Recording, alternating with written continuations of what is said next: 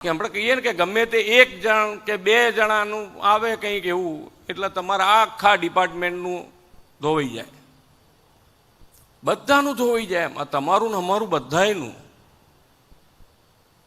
એટલે એને શેના માટે કઈ રીતે રોકી શકાય એના માટે પણ આ ચિંતન શિબિર છે કે ભાઈ ઝીરો ટોલરન્સ લાવી દેવું પડે આપણે કે ભાઈ આપણે કોઈએ બધા ભેગા થઈને નક્કી કરો, તમારે શું કરવું છે તમે બધા ભેગા થઈને નક્કી કરો. એના માટે જ છે આ ચિંતન શિબિર.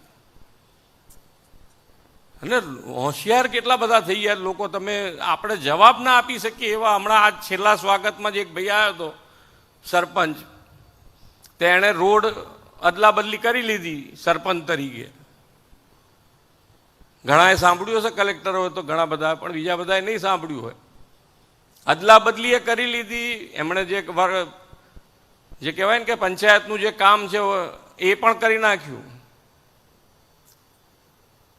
ઓન પેપર બી જે કરવાનું તો કરી દીધું.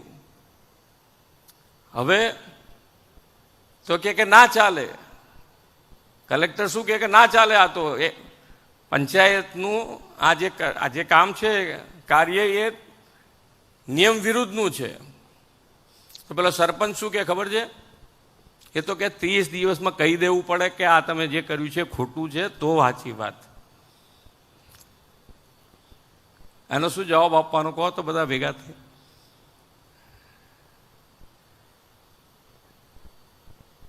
એને પાકી માહિતી બધી હતી એમ.